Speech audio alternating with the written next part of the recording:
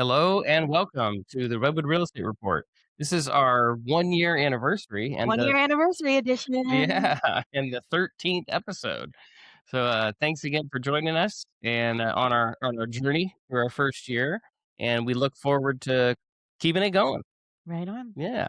I'm Ben Larson with Larson Home Loans, And I'm Annalise von Borstel with Hyperion Humboldt Realty. and this is the March edition of the Redwood Real Estate Report. Let's jump right into it, shall we? Want to hit my mortgage keys of the month here? Well, before we do Yeah. that, I do wanna just bring everyone's attention to our new Oh, gorgeous that's right. Oh, table. how could I forget? I This is beautiful, Ben, Thank and you. I know that you made this from scratch, right? Yeah, I was an experimental process. Took me a long time, but it was a lot of fun, and I really learned a lot. So I think it's a great way to celebrate our 1 year anniversary is the yeah, new yeah, table. we have an upgraded little set here with our. I did a nice epoxy pour, mixed the color myself, cut the slab in half, did like the river pour style. So it was a lot of fun to do, and yeah, thanks for bringing that up, It's really Annalise. lovely. Yeah, Alright, so yeah, appreciate let's, it. first, where can people find us? They can find us on, we're on iTunes now, thanks to Danielle. Thank you, Danielle. And of Mhm. course, we're Apple on Podcasts. YouTube. Mhm. We're on Spotify. We'll be on Spotify starting this month for the first time. That's great. Some more, we're adding and growing all the time. So, but right now, Apple Podcasts, Spotify, YouTube. Of course, it's still be on Podbean if you're on there, if you've been watching them there. But yeah, so you can find us on the major networks. And and don't forget, put your comments in there if you have things you'd like us to touch on or to hear from us. We'd love to hear from you guys. So let us know what you think. All right, I'll get into my keys of the month. Let's do it. All right. So first, as usual, I'll kick it off with my rate comparison month over month, and more good news on the rate front. We're on quite a run going back really into the summer of 2025, where we've just been on a downward trend since then, and that continued through the month of February. So let me hit my highs and lows here. The month of January started the month off with a 6.16. The monthly high was also 6.16. So again, love to see that trend where the high is the beginning of the month. The monthly low was in the middle of the month, hit 6.06. We closed the month out at 6.1. So just a 0.1% variation for the month of January. Not a huge amount of volatility, but a downward trend throughout the month. Of course, the low was in the middle, but really didn't pop up much towards the end. The month of February kicked off at 6.11%. The monthly low was at the very end of the month at 5.98. Ooh, I like that. We broke 5. That's right. I know, a 5 in front of that number. That's pretty awesome. And then I'll on my next mortgage key, I'll show you what that did to mortgage application data. So closed out at 5.98. I do want to point out real quick that all these rates that they put out, they also include a certain amount of points. It's typically 0.9% points, so almost 1 full point. So if you're not paying any points, you're anywhere from 1/4 to 3/8% higher than what we show as the national average, because they looked at what rates are actually locked at. So if there's points included, that factors into that calculation. So I just want to point that out. If you got a 6.25 or a 6.375 and paid no points, you'd be right on par with these rates in terms of getting the bang for your buck out of it. Okay, so that's the interest rate trends. Broke 6. That's a huge milestone, for the markets. And I believe this is the lowest rates we've had in about 3 years right now. So awesome. Huge. And let's take a look at what that did for mortgage application data. So refinance volume for the month of January spiked 50% from December. So we saw a huge spike, increase in demand with the lowered rates. And then, of course, after the holidays, we usually get a spike because, let's be honest, not a lot of people working on mortgage applications over their Christmas and New Year break. Fair enough. So you see a little spike in January. That's pretty typical. But we also saw Year over year, the month of February was 130% spike for refinance transactions, Mm, year over year. So February of 25 compared to February 26, 130% refinance spike in refinance application volume. So that's awesome. And that really speaks to a potential strengthening of the purchase market. So, because what that means is people are now able to access equity from other properties they own. They're able to lower their debt to income ratios by getting lower interest rates on their previous mortgages so they can now afford more house on a future purchase. So let's sit tight and see what that does to our purchase volume this spring. That's a really, really great sign. Not just the fact that rates are coming down, affordability is up, um, and and refinancing will only increase the buyer's potential and increase their affordability. So those refinance application volume numbers speak volumes on what's to come. that's good news. Great Add it to news. the list. That's right. That's right. All right. Well, those were the two main things. I did want to hit real quickly on a trend that we really started to see in November of 2025, and that's on the underwriting side. Um, Automated AI underwriting is a huge uptick in the last few months. It's speeding up our underwriting times, our turn times with lenders, which is great. And there is still a significant amount of human oversight. And of course, they are still doing 100% human underwriting on, say, like our self employed borrowers or our more complex files. Sure. But those simplified W-2 pay stub, you've had the job for a couple years, those files are starting to just mostly get AI underwritten and moving really quickly through underwriting. So that's also another positive sign for buyers, borrowers, refinance, mortgage lenders, realtors, everybody. A quicker transaction is nice on all fronts. Yeah. That's really interesting. Yeah. So, Ben, I have a question for you. Mhm. And I know you don't have a crystal ball, but we have had a little bit of unrest in the Middle East where Yeah. a good portion of our energy needs come from, right? Mhm. About a fifth of the entire world, as far as I understand. And, when energy prices go up, historically, we see some inflation. And with inflation comes potentially some higher interest rates. So, do you have a sense as of right now, I know it's early, of, any effect on our 30-year mortgage rates based on this recent Well, activity? the end, I don't have, like you said, no crystal ball. I don't get a sense that inflation's gonna spike significantly to where the Fed will actually increase rates. I think they may hold off on lowering rates Okay. for a few meetings, keeping things where they are. But again, I don't know if you guys go back and watch some of our early Redwood Real Estate Report podcasts. I talked a lot about the interest rate spread. Mhm. We're still at a historically high spread. So there's still room to absorb. Buffer. Yeah, Right. we have a significant buffer that's kind of built into our mortgage rates still remains.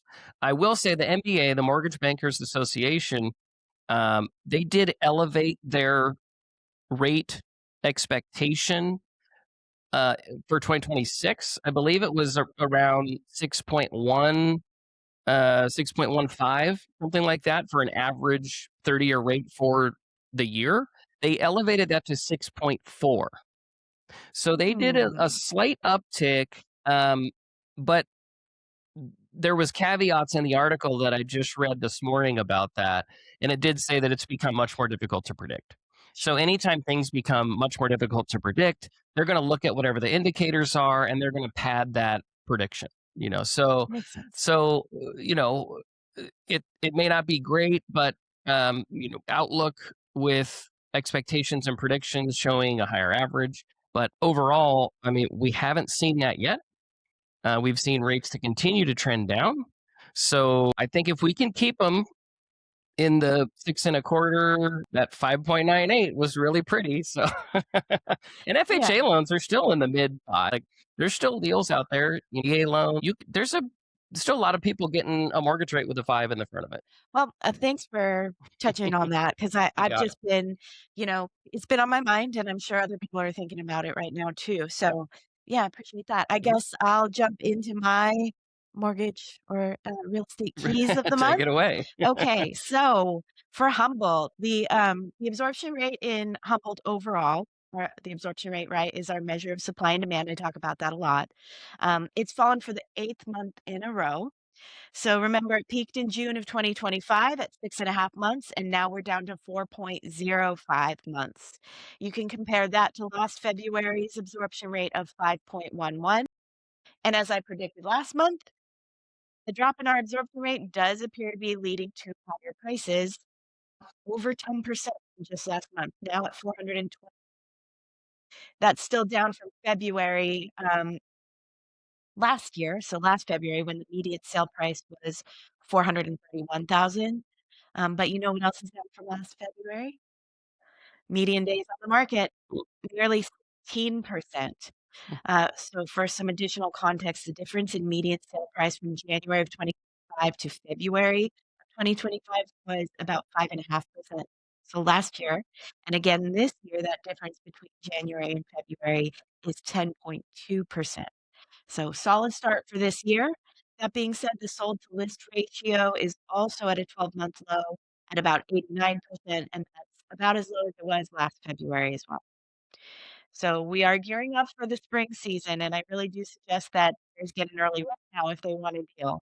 Of course, as we approach the more active time of the year, there's gonna be some more inventory to choose from, but there will also be more competition. These trends are indicating that prices are gonna be going up. The total number of listings sold in Humboldt is up 11.5% compared with this same time last year, but it's down 16% from last February. Remember last month, January sales were up 50% compared with January of 2025. So there's been some adjustment this month, but still strong growth for the year. The city of Eureka is poised for a strong season. Median sale prices are up over 12.5% from last year and up a whopping 16.5% from January. But Eureka had just 12 sales for the month of February, not many compared with last February's 21 or last month's 24. But we're still ahead for the year to date compared with last year by 2.8%. The absorption rate in Eureka is the lowest it's been in over 2 years. If you're a realtor, this is not a bad time to check in with, those canceled or expired listings. Check in with the sellers. The market is turning in their favor. Unlike Eureka, Arcata's median sale prices are still down compared with last February, but they are up from last month, 7.5%. The absorption rate in Arcata hasn't been on a steady decline like Eureka and Humboldt has seen, as a whole, but even so, it's down to 2.1 months, which is the lowest it's been since April of 2024. McKinleyville's median home prices are up nearly 9% from January, down about 6% from last February, but with an absorption rate of just 1.5 months. So this market is Wow. really, back in high demand. And the 2025 absorption rate for McKinleyville was 3.16, so things are really hot right now in that market. In fact, total sales are up 75%, year to date compared with 2025. Wow. Yeah, so McKinleyville, moving fast. And you know, Fortuna had a great year in 2025, but 2026 may end up being even stronger. Days on the market is down 23% compared with last February. And when we compare year to date figures, median days on the market is down over 67%. Wow. So year to date median sale prices predictably up 27% year to date, but it's down about 2% from last February. Remember, Fortuna had an incredible January. It just blew last January out of the water. So February's been a little muted, but still respectable. So of all of these, I'd love to speculate about which trends are, annual cycles, like a typical annual cycle versus some real shifting in the market. Yeah, I was Um gonna say, what do you think's causing all this movement? Because I didn't touch on the purchase application much, but it's because it's basically flat. I mean, we're like 3%, 5% difference. So we're not seeing a ton more activity on the purchase application side, but it That's interesting. yeah, Yeah. but the numbers there look like the market's really heated up. Or some of these It feels people, normal, yeah. I know me personally, my pipeline, I have buyers that applied last year that never ended up doing anything. So those wouldn't necessarily be new mortgage applications. They're kind of rollovers from last Interesting. year. But then once they get in and lock, so yeah, curious to see, you know, what's driving these numbers. Yeah, I mean, some of it is typical annual cycles. Like it's normal to see the absorption rate dip this time of year, primarily because inventory gets low. But when we compare it to last year, overall, all of these indicators are showing a much stronger Hmm. start to the year. There's certainly a mix of both of those annual cycle stuff versus a real shift in the market. I would say overall, the sense I get is that the market is basically it's recovering from that shock of the COVID rush we had, Mm, 2020, 2021, 2022, and then the subsequent stagnation over these last few years, 23, 24, and then last year. It's kind of feeling like a relatively healthy and stable market, historically typical start to the year in the sense that it's a slightly a seller's market, but sellers are still reasonably negotiable. We can see that in the sold to list ratio. If inventory stays tight and interest rates do end up falling or staying, mhm. relatively low compared with what we've seen over the last couple of years or 3 Yeah, years, still the 3-year low. Yeah. we might see a spike in pricing. I mean, that's what I'm predicting, but I'm gonna go out on a limb and say it's gonna be some modest appreciation this year. I think overall, we're gonna see, um, appreciation in the 3 to 5% on average throughout Humboldt. So we'll circle back to this in next January and see how I did on that, but, anything can happen, but that's what I'm seeing. It's a pretty healthy market, Okay. pretty healthy start to the year. So, all right, changing gears to everyone's favorite segment, the market share report.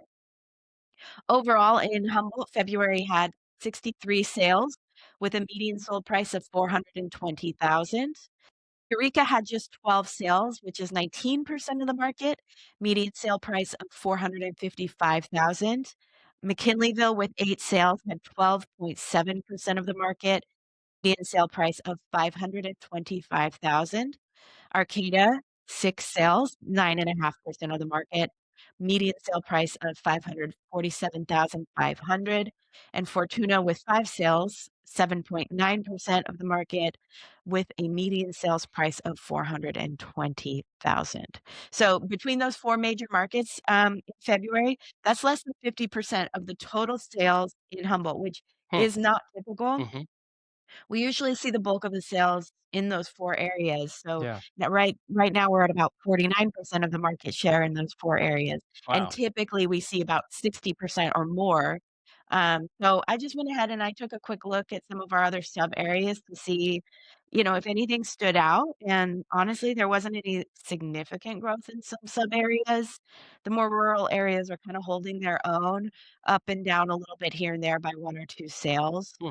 But remember, the overall sales in February compared with last February, was down about 16%. So I think the bigger chunk of those missing sales came just directly from Eureka because Eureka had only 19% of the market and it typically carries about 25 to 30% of the market share. Okay. So I think that's where those came from, probably an anomaly for this month, but we'll see how that pans out. I recently looked at the labor, statistics. It looks like, Eureka's lost about 4% population over the last 5 years, and Humboldt altogether has lost just 3%. So it does seem like people are moving out of Eureka and into maybe the more rural areas of Humboldt. Hmm. So, I mean, that may be a trend. We'll see. Yeah, I'm curious with Something the that just stood out to me. Yeah. well, then jobs and industry changes that we've had, that Amazon center going in up in McKinleyville, that'll be interesting. There's Well, and some housing is more affordable when you go a little bit more right. rural. Yeah. Um, you get more house Uh-huh. for the dollar, Yeah. but there are other factors that come into play too with insurance and Yeah. yeah, it's just an interesting trend I noticed this month that our market share seems to be, shrinking in Eureka, at least for February, so, yeah. Okay. Those are my market keys for the month. Thank you, and please. Yeah. Great numbers. And it's kind of we're getting into the exciting time, right? So we're heading into March. Things typically start warming up. April, the flowers start blooming. The properties start becoming their kind of peak market state, peak marketing state. Yeah. They look their best this time of year. The weather's nicer. People like to get out and view the properties, a lot more often. And we're also seeing 3-year low interest rates. Very optimistic for this spring Yeah. purchase season. It's a great start to the year. And I also just wanted to mention that recently I did a presentation for a group doing a real estate overview of the last 10 years in Humboldt County. So if you enjoy looking at these statistics and considering these numbers, I'd be happy to share that with you. Just go ahead and let me know in the comments and we can connect and I'll send you a link to that 40-minute presentation um, about the last 10 years in Humboldt County real estate and see where we're trending. Oh, thank you so much. Sure thing. Well, we have our community events section, or we can do the listing of the month. You want to hit your listing of the month? Sure, All right. I'd love to. Featured listing of the month All right. is 1725 Peach Avenue in McKinleyville. This is a spacious manufactured home, 140 square feet. It's a 3-bed, 2-bath on a flat 0.38 acres. So over a third of an acre. It's down a private road, and there's a lot of potential with this property. The interior features open living room and a charming dining room with built-in cabinets. The kitchen window overlooks the very large and usable backyard, which again is flat, and it provides a peaceful setting for gardening, play, or entertaining, and ample space for a possible ADU, shop, or expansion of the home. Quiet location, easy access to nearby shopping, beaches, trails, and parks. It does have a 433A permit, which means it's on a permanent foundation and would generally be financeable. So you know more about that. It was built in 1980. So again, it can be financed. Yep. And it's in overall good condition, but bring your tools and make it better. Get some sweat equity because this 0.38 acre, 1,440 square foot home is listed at just 275,000. Wow. So a lot of great opportunity there to take advantage of the appreciation while also building equity through your sweat. And again, that's 1725 Peach Avenue in McKinleyville. Yeah. All right. Thanks, Thank you. Ben. Sounds like a lovely property, and it should be eligible with some low down payment options as well for financing. So you could get into that house for a minimal cash out of pocket on that property. Mhm. All right, let's hit some community events. First, I want to send a congratulations out to the Eureka High boys basketball team. They won their first ever in school history NCS North Coast Section championship. For Amazing. so that's pretty cool. And they had a great run. They have some really good returning players for next year. They had a great group of seniors this year. So I've gone to quite a few of their games, and they've been a really fun team to watch. So congratulations, Eureka Lager boys basketball team. Great job, guys. Yeah, it's pretty awesome. And I've also reached out to some of the people in the sports department, the incoming principal, Garrett Montana, and I think for 2026 we might get some high school interns who help us with the podcast a little bit. They might learn some production of a Nice. podcast, learn some editing, some video editing, and some production side of things. I don't know if we don't really have a fleshed out plan, but maybe get one or two of them on camera at some point, do a little segment. That'd be kind of fun. And if they are interested, maybe even do their own monthly or weekly little sports podcast show. I'd be happy to lend the studio to the local students to Very help them nice. produce a little local high school sports show. So Cool. coming soon in 2026, hopefully. Excellent. That's an awesome program you've Yeah, got yeah. planned.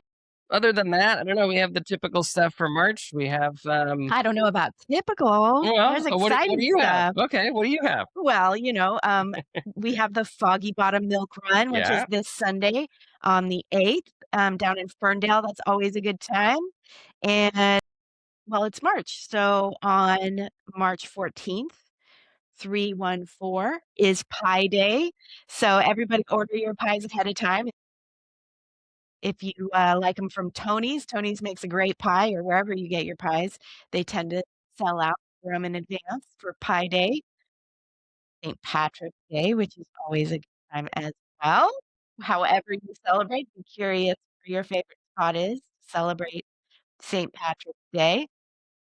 On March 15th, Hyperion Humboldt Realty is helping to sponsor the Humboldt Film Commission's One Gala After Another event. This is at the Eureka Theater, and it's a Oscars, party with a red carpet. Everybody gets all dressed up, walks the red carpet, gets some photos, enjoys the awards show, and, yeah, Humboldt's excited to serve again this year. The Eureka Theater is such a fun venue because of I love the Art Deco style they have going on there, and it's, right in the heart of Eureka.